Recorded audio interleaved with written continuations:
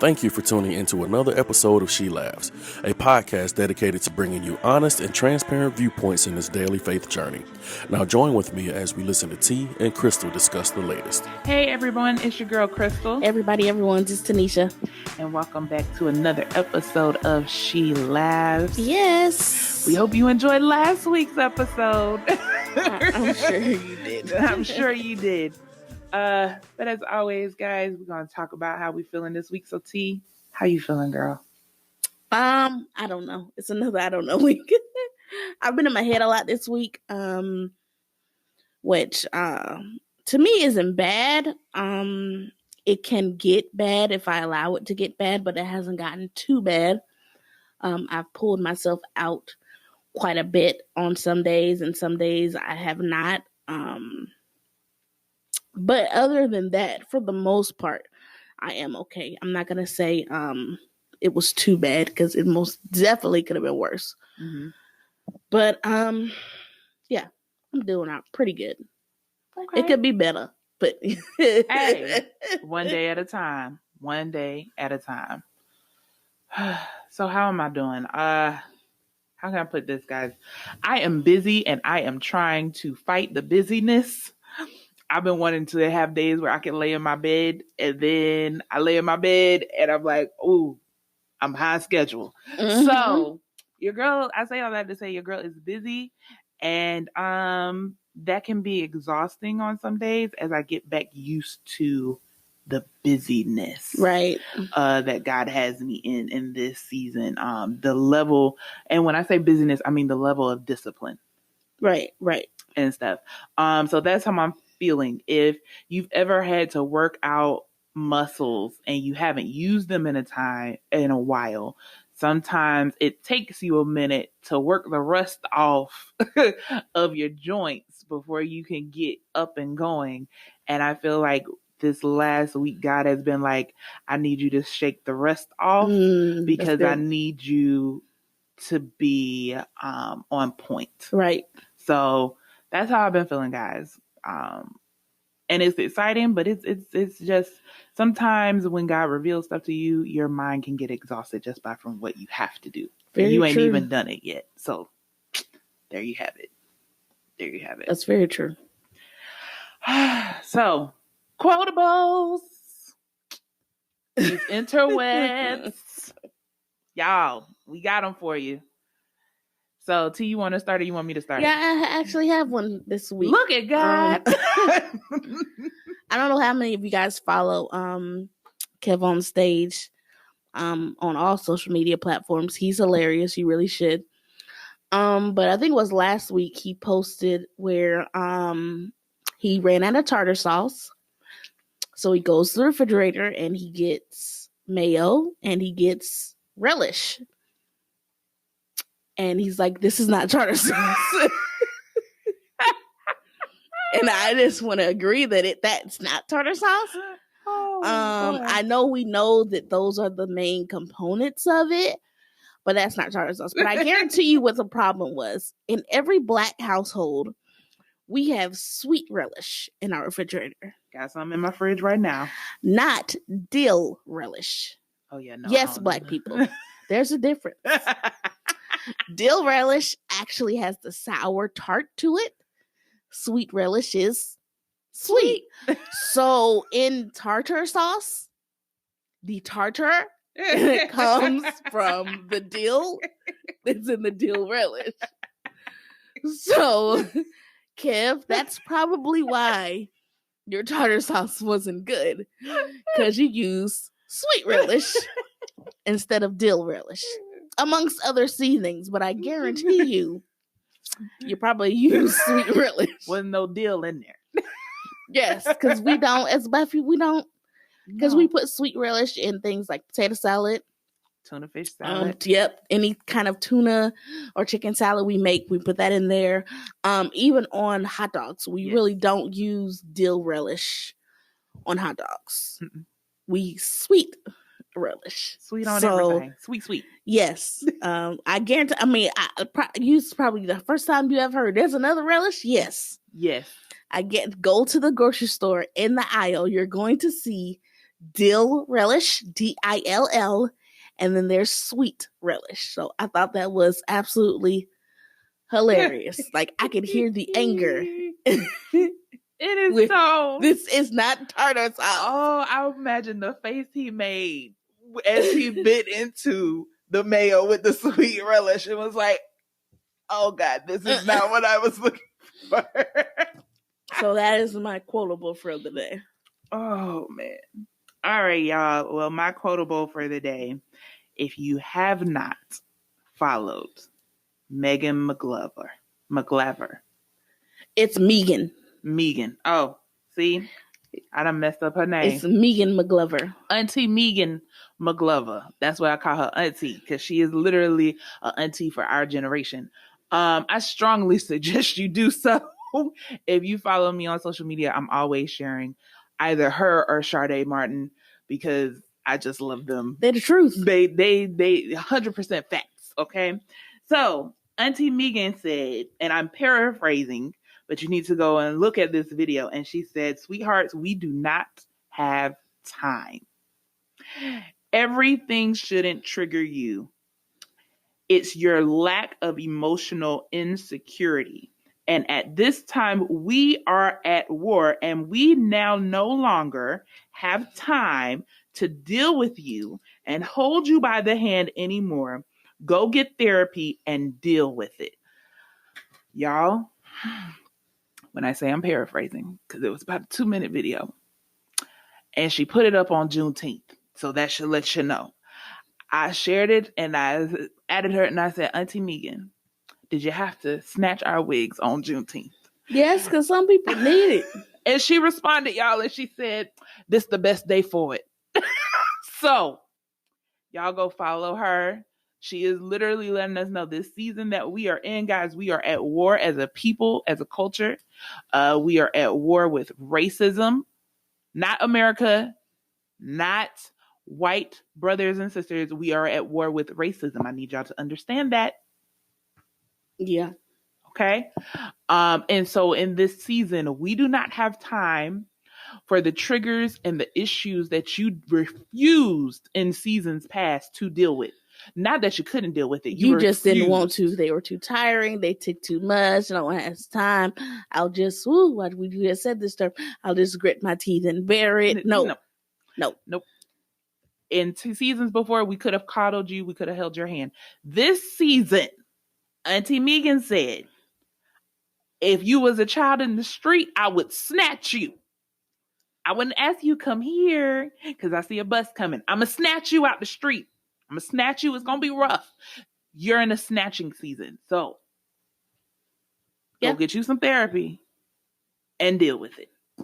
That's my quote. All right. You need therapy and the proper way to make tartar sauce.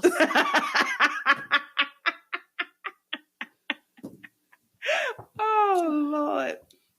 Well, guys, we're going to go ahead and jump into our topic. T, what are we discussing this week?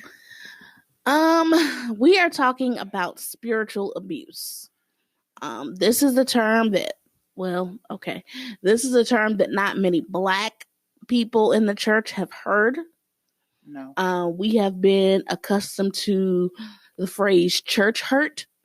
Yes, Lord. But if you think about it and you break down everyone's situation or story behind church hurt, and I use the air quotes because some of y'all didn't experience church hurt. What you experienced were repercussions to your actions, but that's neither here nor there. Accountability. Okay.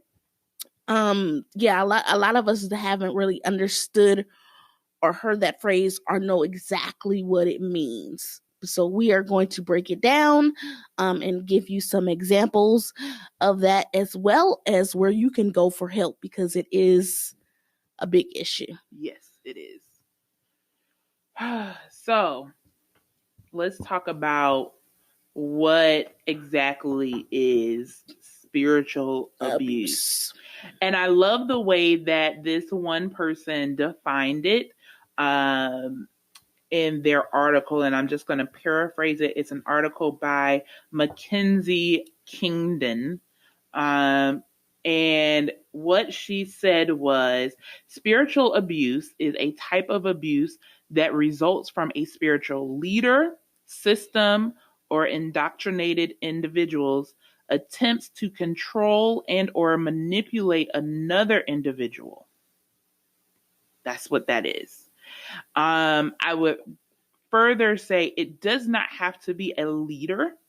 No, it could be anyone that you deem as more knowledgeable in religion than you. Yes. So oftentimes when we learn about religion or faith or anything about spirituality, we're learning it from our parents, our grandparents, our aunts and uncles, and then the leaders in the church. Yes. So usually when you're dealing with church hurt, i.e. spiritual abuse in its true form, it may come from any of those forms. If you're older, when you move to another church, it might be just the latter. So the leaders of the church, the deacons, the ushers, whoever is in a position of necessarily authority, or as T said, someone that you feel like is more knowledgeable on doctrine and the word than you are. Yeah. So that's the first thing that we want to get out of there. So I also have another definition of it. Go ahead. Is psychological abuse and emotional abuse. That's what spiritual abuse is. It's administered under the guise of religion, including harassment or humiliation, which may result in psychological trauma. Yes, Lord. Y'all. So Seriously, this is a huge topic. And I know some of y'all are like, oh, that's a lot. That's big. It's abuse. So it's going to be big. It really is. It's another form of emotional abuse. Yes. That does have trauma attached to it. And a lot of y'all have experienced this, but you don't want to admit it. No. Which is why a lot of people have an issue with the church. Because they have encountered spiritual abuse. That's why you get upset when people talk about Jesus, this, that, and the third. Because you yourself have experienced spiritual abuse. So it is a thing. Yes. But we would rather say, oh, I just don't believe in God, or I don't believe in Jesus, or I don't like what Christians represent, instead of understanding you experience abuse. You were abused. There's nothing wrong with saying that. So, and here's the thing. The longer you don't acknowledge it, the more time you give the enemy authority over it to use as a tool and a tactic of his. Right. So for some of you, especially I'm going to speak to my church hoppers that are hopping from church to church to church. It's usually not that church isn't a good fit for you, but something that someone said triggered an old church hurt issue. Yes. And because it looked like that, instead of examining the root of it. Yes. And where it is coming from, because it looked like you jumped to another church because you said, I'll never experience that again. Where it could be that you're not experiencing it now, but because you refuse to deal with it. Yeah. Like we do. We just talked about that. Get you some counseling. Yes. So you can fix all these triggers all the time. Yes. Yes. It's time to fix. It's time to heal, guys. So what are some characteristics of spiritual abuse? Hold on. I have to go back to my little article. So, but you had those. I got some too. Yeah, you have some. Well, you go first. We'll go with yours first. All right. So, just reading, and the reason a lot of this stuff that T and we know, but some of these people have worded it way better than what I could, and so I suggest that you go and read a lot of their articles. And so I am reading from an article by commongrace.org that this lady Erica Hammonds wrote, and it's part 2, the characteristics of spiritual abuse. And so here are a long list of things. So first, Someone that is spiritual abusers often exploit the doctrine of our fallenness to accuse, berate, critique, attack, belittle, condemn, or produce guilt in the victim. They may cultivate or take advantage of their victim's consciousness in regards to moral matters in order to make them feel like the real problem is the victim's inferior spirituality. They may make the victim feel like the only reason things aren't better is because the victim is immature. Mm-hmm. That's a lie. They may exploit the doctrine to excuse or minimize the severity of their own behavior. So they may try to convince the victim that since everyone is sinful, their abuse is normal and they shouldn't expect anything different. They may also exploit the doctrines of forgiveness and reconciliation to demand that a victim forgive the abuse, even if there has been no real repentance. They may pressure them to move on with any ongoing hurt.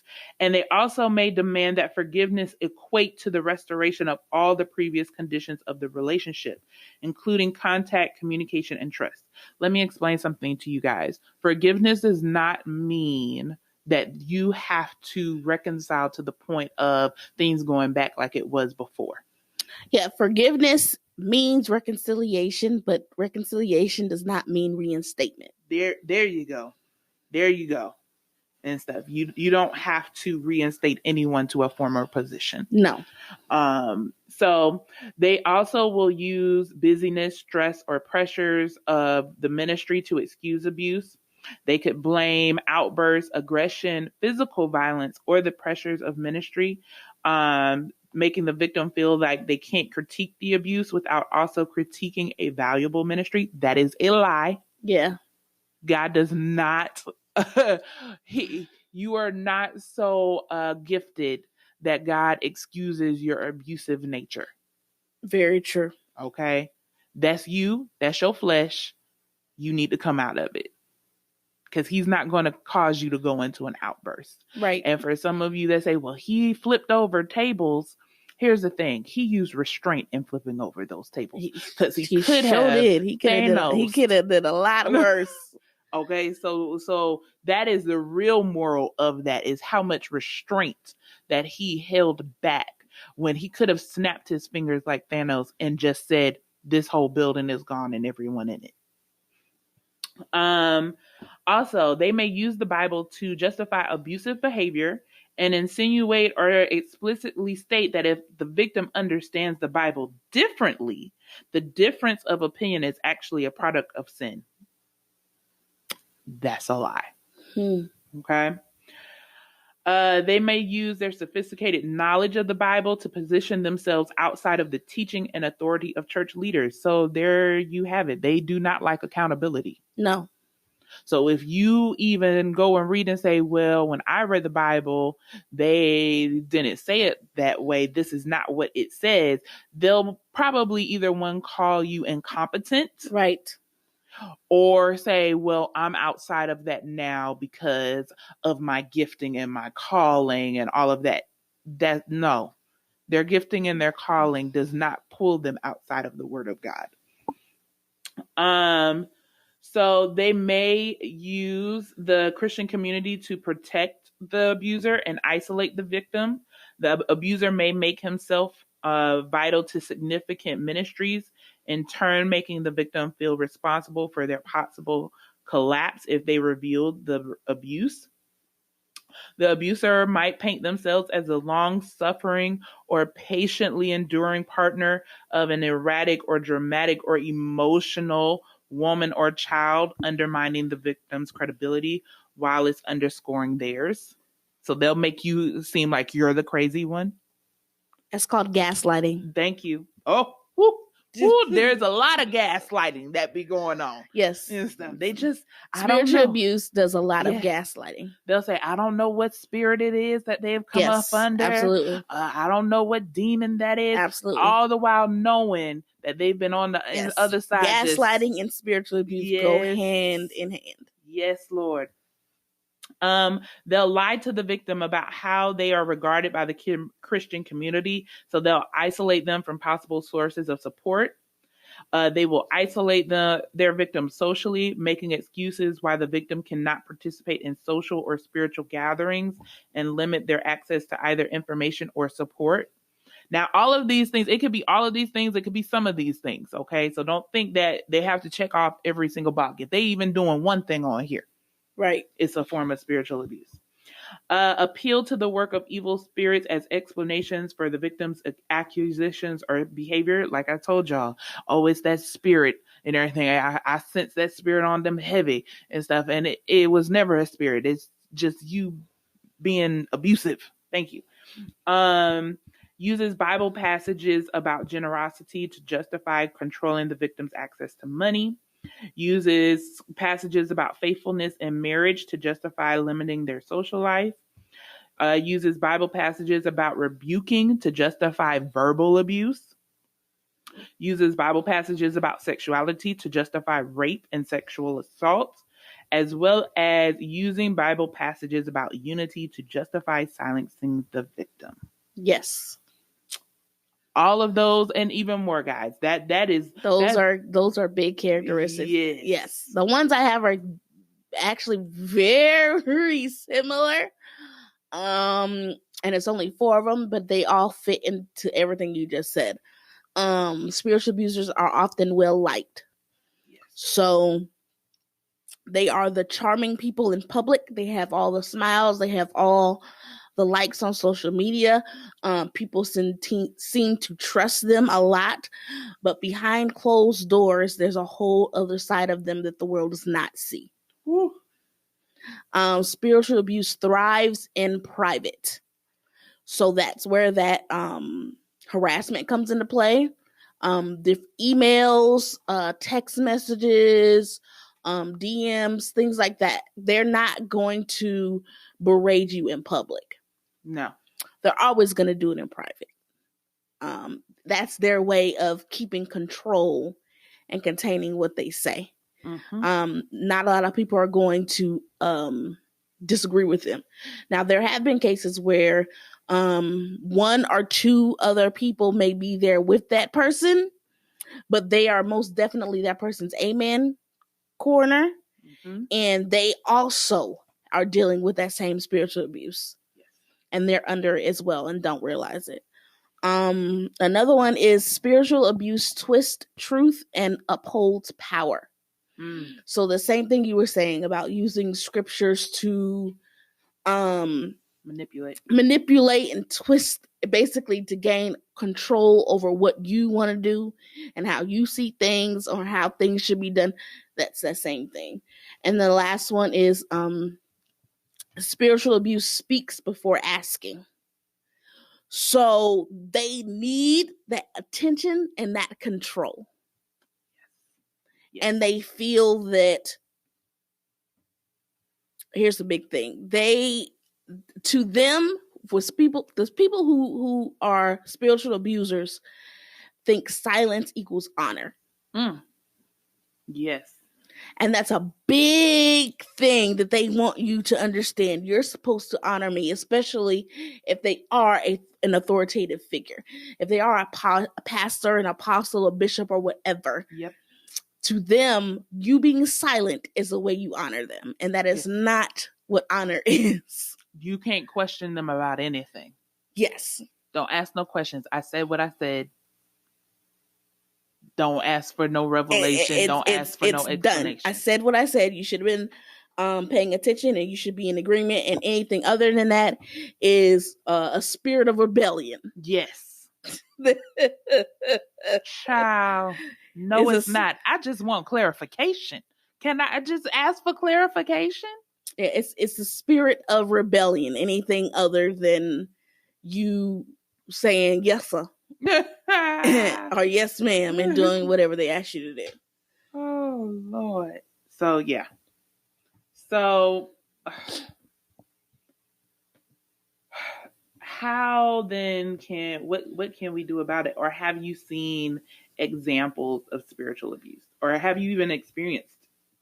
Oh, I've experienced spiritual abuse, definitely. I've experienced, and I've watched other people experience, where you have a conversation with the pastor, and the next Sunday he has now used that conversation as an example for his sermon.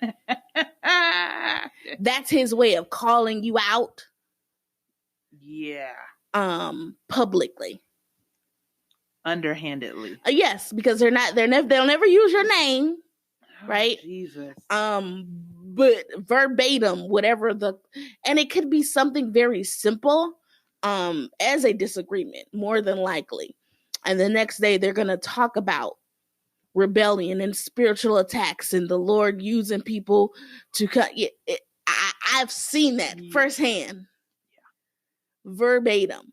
Another thing I've seen or experienced is the manipulation of how you should learn the Bible. Yes, come on with it.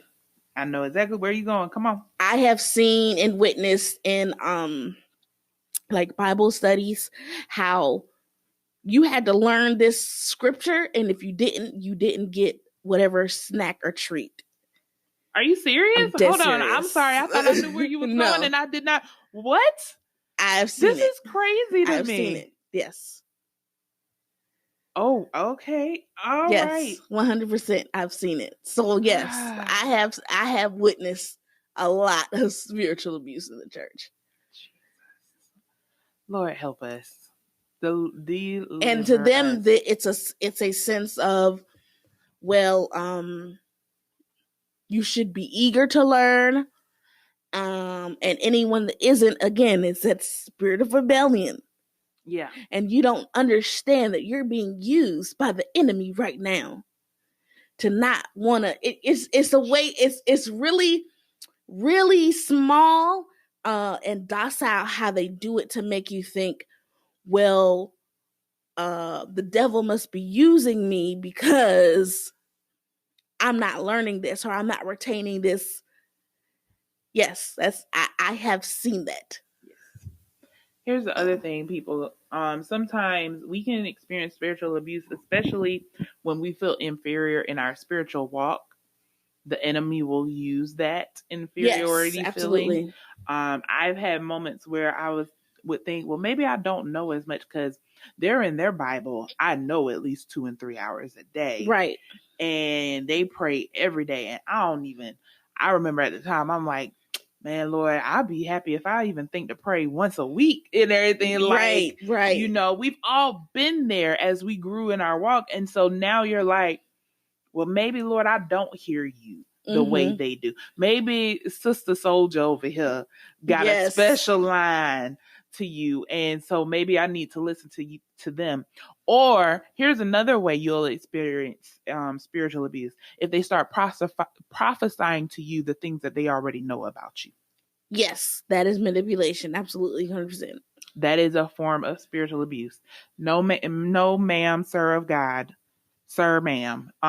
That's not what we do. And the way Stevenson said it, if I got an issue with you, God is not talking to me about you. Shoo. He's not. Because he can't deal with my heart issue and my heart posture. He got to deal with that first before he can tell me the secret things about you to help you out. Right. So we gotta deal with this healing. Have I experienced spiritual abuse? I would say yes, in a different sense. And I think, honestly, the abusers didn't realize it. Mm-hmm. Once again, talking about how you learn the Bible. Growing up sometimes in families, especially in the Black community, we just assume that if I took you to church, you knew it. Yeah, we do. So now I am gauging your behavior and your actions. And when you do something that I deem immoral, mm-hmm. and I'm taking you to church all day, I assume, well, you should know this. So why are you acting this way? It must be the enemy. No, you didn't have a conversation with me. Right. You did not really teach me. You didn't teach me. Another is if I questioned, if I questioned like certain scriptures, well, with this one, it wasn't really spiritual abuse. I actually had some really good people around me at this time in my life. But there was a time where if I asked questions, people would look at me retarded that I even asked the question in the first place. Right. You didn't know? Well, you should know already. Yeah, that's not how this works. You actually, especially as children, when you are teaching children and bringing children up in the faith, whatever your faith or your belief system is, you actually need to sit down and talk with them and teach them. Taking them to church and letting them sit in Sunday school or Sabbath school is not teaching them.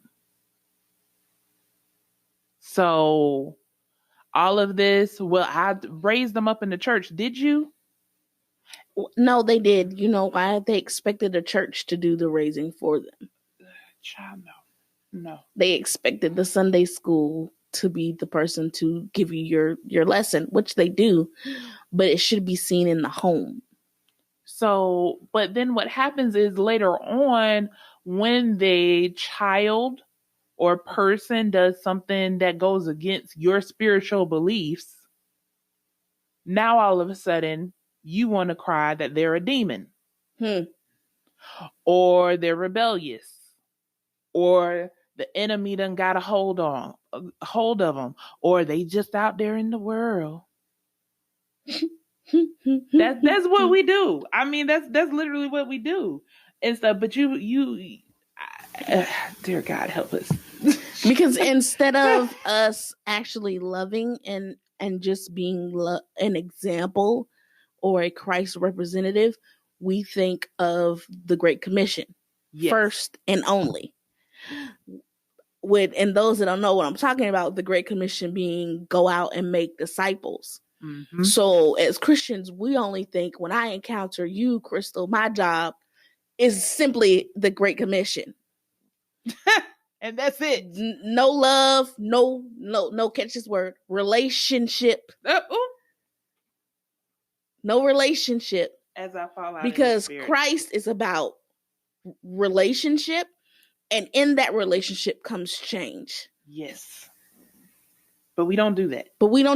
We just hit you over the head with scriptures that you need to know and dissect everything about your life and your ways and how you ain't doing this right and you're not doing this right and you should get this right because, Lord, help me, I'm concerned with your soul. Yes, Father. And it's like Christ is looking at you like you don't even love them. So how much concern do you have for their soul? It is a very do as I say and not as I do mindset. Yes. That's exactly what it is. Now, for some, it is literally they are warped with the idea, I just love your soul so much and I just want to do and everything. And then that's one view. And then you got others who are very narcissistic. Yes. Okay. And just want you as a puppet. Yes. Okay. You're not an armor bearer. You're their help. Yes. You're their slave. Okay. So honor me. I'm on this platform because if they were outside the church, they wouldn't have no real platform to stand on. Right. So therefore, since I'm in the church and I know more scripture than you, now you got to honor me because I got more word in me than you do. Yep. And so I'll use it as a badgering tool to remind you of how ignorant you are and keep you in your shame and your condemnation. That is a tactic of the enemy. Yes. And that's what I mean, especially when we're talking about children, because we will tell them, shut up, do as I say, not as I do. And then when they start to ask questions, because I remember as a young girl asking questions, well, why do we do it like this? Well, why do we do it like that? And some of my questions were answered and others, they were just like, we ain't got time for that today. I ain't answering your questions. And so you have to be cognizant of the fact, and I really implore anybody who's listening to this, ask yourself the question, have I been spiritually abusive? Right. Not just have you been spiritually abused, but have you been abusive? Have you been abusive? Manners? You know, whereas there are times where because you were annoyed or you didn't want to have conversations, because really, guys, when it boils down to it, In order to make a disciple, you have to have relationship, like T said. And that means conversations that flow naturally. Not as if you were a professor at a university saying, this is the information, you either get it or you get on. Yes. And that is why I said that most Christians are only concerned with the Great Commission. They literally just want to be your instructor, and that's it. Yes. But Christ also said to love your neighbor as you love yourself. That was a big one. And you got to love yourself first. And that's why they don't want to focus on relationship, because a relationship takes a level of vulnerability from both sides. Yes.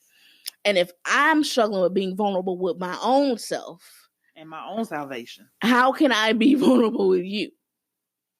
Can't be. There's no way you can be. And then I would look at that person and say, well, if you can't be vulnerable with others, you aren't vulnerable with Christ. There's no way you are. Not at all. Not at all. Because if you were, he would have fixed all this in you. There would have been some level of healing or deliverance in that. But what we as Christians do, and here's another way you can tell, is because we'll go out and we'll say we're making disciples, but the moment that it takes too much effort, and I mean it take more than a month for this person to change, we out. Now we put a time limit. We like they should have changed by now. It's you fix them, because I can't help it. I can't do it. Yep. And God is like, it's been literally 30 days. I mean, you ain't all the way there yourself. I'm trying to tell you and everything, but you won't allow God to work that muscle out of you. So you can't allow God to work that muscle out in them. I mean, guys, come on. We got to do better. We have got to do better, especially in this time. That is why the church is not at the forefront of the movement now. And we are seeing so many leaders that are being sat down. Yes. And a lot of them have been doing spiritual abuse. Yes. That manipulation and that humiliation and the twisting of scripture to get done what you want done. Yes. And we are seeing it. We are seeing it. Especially when you get, Lord help me. Somebody not gonna like this. But especially when you get to the whole spiritual father and spiritual mother aspect of it. And I'm not saying that those things are bad. The problem comes in where you automatically assume that your leader is supposed to be your spiritual father. No. Or they make you feel like they're automatically supposed to be your spiritual father or mother. No, that's not how that works. No. Your spiritual father or mother does not have to be the leader of the church. Also, your spiritual father or mother should not be sleeping with you. Yeah, that's a big one too. That's it. Okay, they should not. No, sorry, you shouldn't be sleeping together outside of marriage anyway. But for those of you, those are the biggest culprits of spiritual abuse. Yes. Those that are in that mentor armor bearer position, spiritual father, spiritual mother. Y'all are at higher risk, because a lot of times, and I have seen it. I have seen it. I have witnessed someone who was an armor bearer taking care of their leaders, and the leaders literally looking at them like, why is my plate late? Why is my plate cold? Yep. Where is my water? Why aren't you doing this? And I was like, are they your armor bearer or your slave, baby? This is 2020. What are we doing? Yep. Because I can honor your position and still have a mind of my own. Right. Still not play hop and fetch it. Right. I don't mind going to get you some water, but I mean my Lord. Right. I mean, you too high and mighty now. I don't want to have to get my own anything. I'm going to sit here and everything brought to me. And that's really how some of them act. Yes. 100%. So be prepared. And right now, I know there's one leader's church that has been in uproar lately. Be prepared to see quite a few more black and white churches alike that are going to be set down because God is tired. He is tired. We have seen it with the Gathering Church. Is it the Gathering Oasis?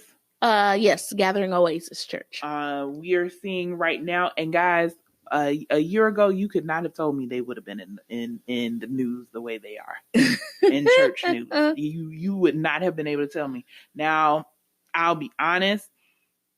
I have felt in my spirit for a while that something was off, but there has never been any issues, speculations, none of that. And to hear this coming up now in this season of spiritual abuse in the church, Jezebel and Ahab spirits running amok in the church, y'all need to be very discerning. Yep.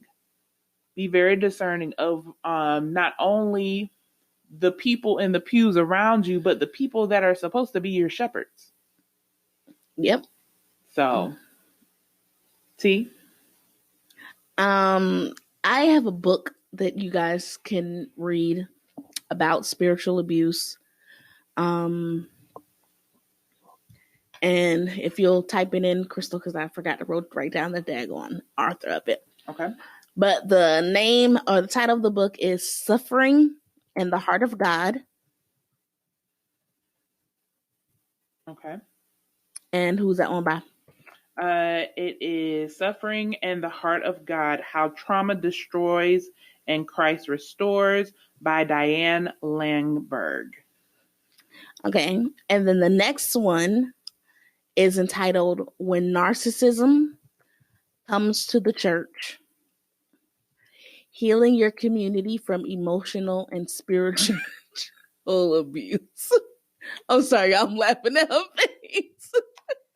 I mean, we don't talk about narcissism enough. But that is by Chuck DeGroat. Okay? Yes, When Narcissism Comes to the Church. Y'all, with that, I'm just briefly going to list some things about narcissism. Let me get that up for y'all. What narcissism looks like, because that is really what church hurt stems from, is that narcissistic spirit. So give me just a second. Give me just a second, because gaslighting is a major thing of a narcissist. Yes, and then the spiritual abuse doesn't always. Spiritual abuse is not limited to just the church. Yeah, like we said, you can deal with it in your marriage, and you can deal with it in your relationship with your parent. So it's not just the church. If you feel like you not having the ability to question anything about your religion or religious practices to anybody that you see or deem, like we said, maybe more advanced in it than you, that's a problem. Yeah. Because followers of Christ were always asking him. His disciples asked him questions all the time. His name was Teacher. Christ's name was Teacher in the Bible. They called him Rabbi a lot. Yes. Which simply means teacher. And I mean, the way to teach is to ask questions and get answers. So if you feel that you can't do that, that's a problem. And that is a sign of spiritual abuse, especially if they make you seem like you can't. Mm-hmm. Now, if you feel that you can't, but they actually have no problems, then you're good.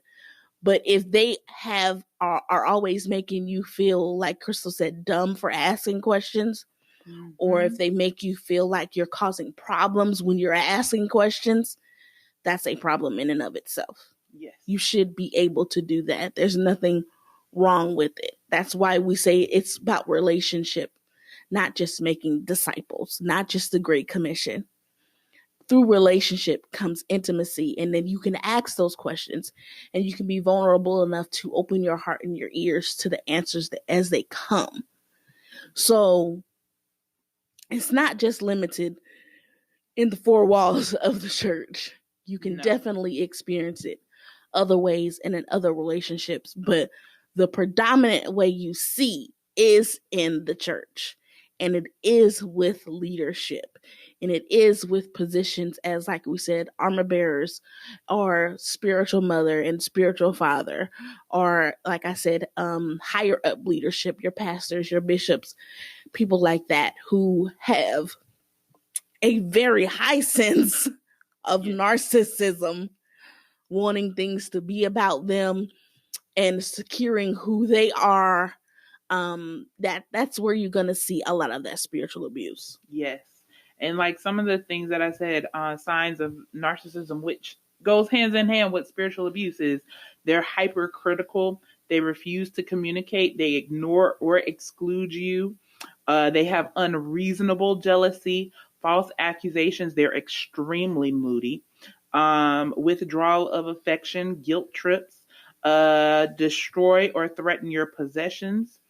They domination and control, constant calling or texting, and then also ignoring your feelings or preferences.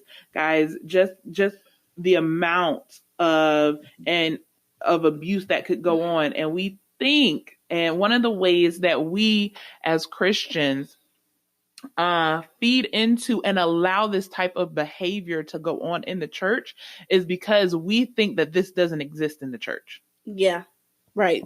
We think, well, God is here and everybody is here to love. Let me tell you something. Demons believe in God. Yes. And they will come directly in the church. Yes. They want to destroy it. Jezebel comes into the church all the time to cause chaos, destruction, and division. Yes. And stuff. And if you don't go ahead and address it when you see it come in the door, which I have seen witches come into churches. Yep. Have experienced that. I have experienced that. I've seen it. They have come right on in and sat there just as you please and would not move. Yes, ma'am. Just to see if you would cast them out the door. So don't be scared when you see this going on in the church. Address it so that demon can flee.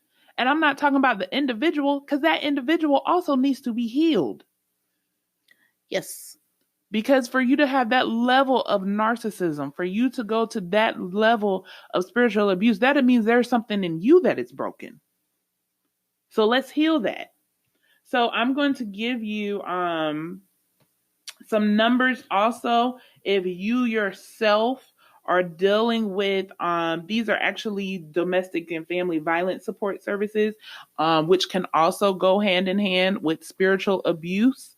So if you see signs of it or you yourself are dealing with it, here are some hotlines for you to call. So Women's in Distress operates a 24-hour crisis hotline. That number is 954-761-1133.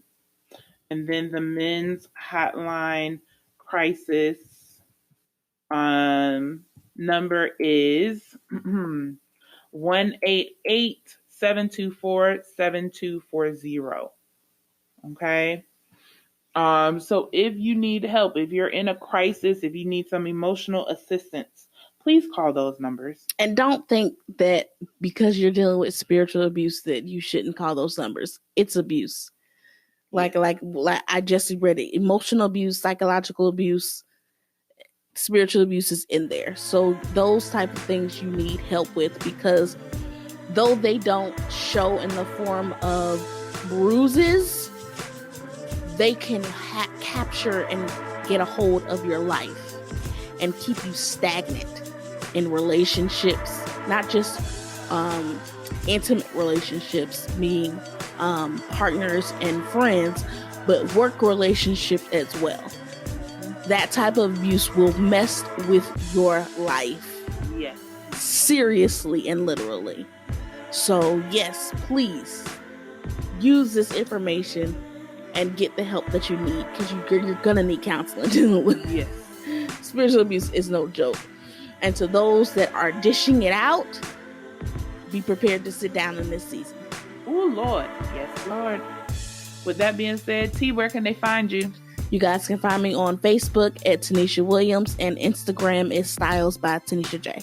And as always, guys, you can find me on Facebook at Crystal Charmaine and on Instagram at I am Crystal Charmaine. Until next time, we're praying for you. Yes. Please, please, please keep your own self covered in this season in prayer. And just know we love you. Yep. Thanks again for listening. We hope that you were blessed by today's discussion. To keep up with the latest on the She Laughs podcast, be sure to subscribe on most major streaming platforms. You can also follow us on Facebook and Instagram. If you feel led to donate, please send donations to paypal.me/She Laughs. And don't forget to send us your questions as well. We'd love to hear from you. As always, stay blessed.